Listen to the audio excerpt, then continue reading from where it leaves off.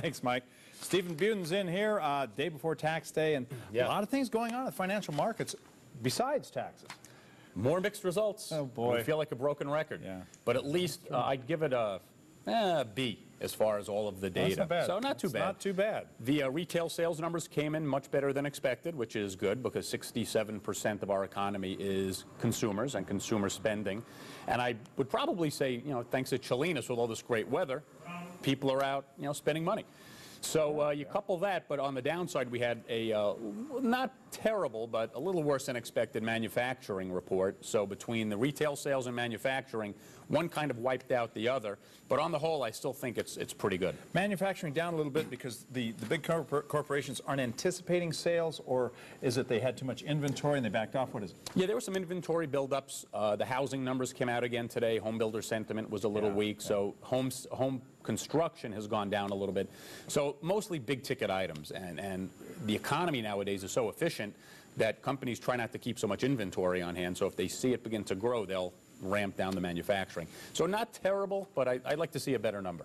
Just when we thought we were out of the woods, Spain comes over and says, we might be going into another recession. Yes, and here's the domino theory. We talked about this as far back as last summer with Greece. The latest European issue is Spain. First we had Greece, then Italy, now we're dealing with Spain. And Spain is a fairly large economy, so it's worth watching. A lot of the research I do and some of the analysts I speak with usually will watch the Spanish stock market in the morning. And that's amazing because that never really happened up until a couple of months ago. Right. So it just shows you which tail is wagging the dog here. But Spain is another canary in the coal mine. They're trying to restructure their budget, but they are having issues potentially raising money to pay their bondholders. And once again, if they default, they could drag us all down, correct? Yeah, and I would hesitate to say that they would default at this point. But again, it's just a warning sign. The interest rate that Spain is paying, again, think of it as a person whose credit score goes down. As their credit score goes down, the amount of interest they have to pay goes up, and the economy in Spain can only handle so much before they start having issues repaying that money. It's just something to watch. The Buffett rule. Yes. The president wants everyone who makes over $1 million a year to pay 30% of that in taxes. Yep. It's in the Senate right now. They're debating whether they're even going to bring it to the floor. They have to get 60 votes, which is a good possibility that they'll get that, but then they introduce the bill and then they debate it. What are the chances that this will fly?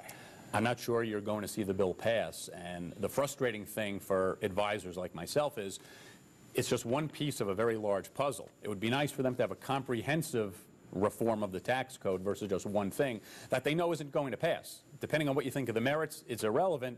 They're wasting time here. There's really no reason for them to vote on this because they know it's not going to pass. Election year symbol, maybe? Election year symbol, and it gives them talking points. And somebody backstage was talking about how in the old days the politicians would come together and get results. Nowadays they're just trying to make points, and it's very frustrating because you can't really plan as a business owner with what you'd like to do as far as hiring people and making investments if you're not sure what the tax code's going to be going forward. All right, speaking of taxes, tomorrow's the deadline. Yep. You write your check? Not yet. Tomorrow. It'll All right. be there on time. You? It's on its way. Yeah. It's in the mail. I was just going to say, check's in the mail.